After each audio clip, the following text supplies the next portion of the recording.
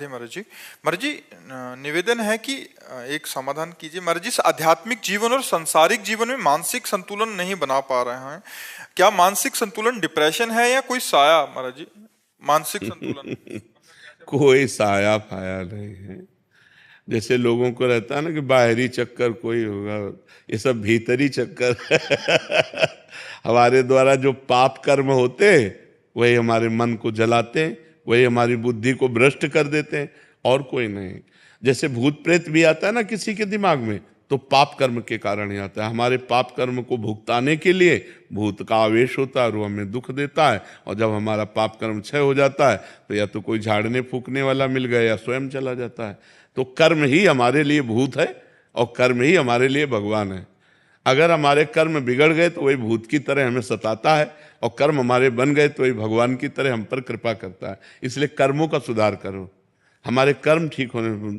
हमारे अगर कर्म बिगड़ गए हैं ना तो ऐसा ही अनुभव होने लगता है, कोई डिप्रेशन नहीं। पहले स्वीकृति करो, नहीं तो अगर किसी आदमी को 20 बार 20 लोगों को तैयार कर लो अलग अलग, और उसको यार तुम डिप्रेशन में पहुंच गए क्या, नहीं नहीं तो नहीं, हमें तो लग रहा है तुम डिप्रेशन में हो, और चला जाए। फिर दूसरा आवे, यार तुम डिप्रेशन में पहुंच गए क्या, और 20 का है, अगर वो अस्पताल ना पहुंच जाए तो हमसे बात कर लो।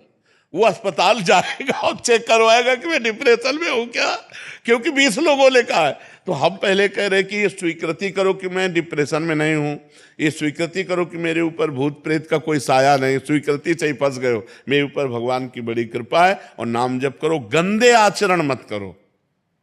आज हमारी समाज गंदे आचरणों को पाप मान ही नहीं रही है। बहुत जोर से ये व्यभिचार फैल रहा है। ये जो व्यभिचार दोष है बहुत जोर से फैल रहा, चाहे स्त्री हो चाहे पुरुष हो, सबके दिमाग में एक ही बात नाच रही है, बस भोग भोग भोग संसार।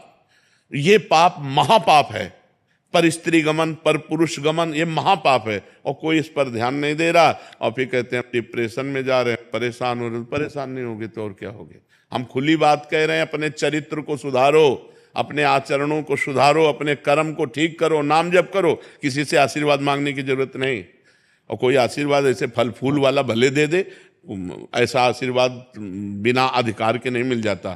तुम्हें भजन करना पड़ेगा, तुम्हें अपने आचरण ठीक करने पड़ेंगे, तुम्हें तप करना पड़ेगा, तुम्हें पाप नष्ट करने पड़ेंगे। उपाय हम बता देते हैं। भगवान गीता में अर्जुन को क्या कहते, तुम्हें सहना पड़ेगा, तुम्हें मेरा भजन मन मना भव मद भक्तो माद्याजी माम नमस्कुरु। भगवान सामने खड़े हैं और कह रहे जब तक तुम ऐसा नहीं करोगे तब तक मेरे को नहीं जान सकते। सामने खड़े हैं महाराज। अनन्य चेता सत्यम, मेरा सतत चिंतन करो। अनन्य चिंतयन्तो माम, मेरा अनन्य चिंतन करो। भगवान बार बार कह रहे। तो हम जब भगवान कह रहे हैं तो हम लोग तो भगवान के दास हैं। सदगुरुदेव भगवान बड़ी कृपा, जोरदार है विपक्ष, बहुत जोरदार। हाँ, विपक्ष तो जोरदार क्योंकि हमारे स्वामी का ही है, किसी और का है क्या? हमारे स्वामी। तो सोचो, जिसकी एक माया शक्ति इतनी जोर की है, उसकी कृपा शक्ति कितनी जोर की होगी। प्रभु पहले वो कहते थे, अब आप अरे अब ऐसे ऐसे ऐसे थोड़ी का बोला जाता है जैसे तुम मंत्र बोल दिए। मंत्र ही नहीं मिला तुम्हें, तभी तो दुर्दशा है। अब कभी मत बोलना। आप बता दो, वही करेंगे। हम तो रोज चिल्लाते ही रहते हैं। हम एक बात बताते हैं, दिल भर लगे ही तो रहते, इसी में लगे रहते हैं कि भाई सुधरो, भाई सुधरो, मंगल हो तुम्हारा। राधा राधा जपो, राम राम जपो, कृष्ण कृष्ण जपो, हरि हरि जपो, जो मन आवे सो जपो, लेकिन जपो। और आचरण पवित्र रखो, खान पान पवित्र रखो, बढ़िया आनंद आ जाएगा जी।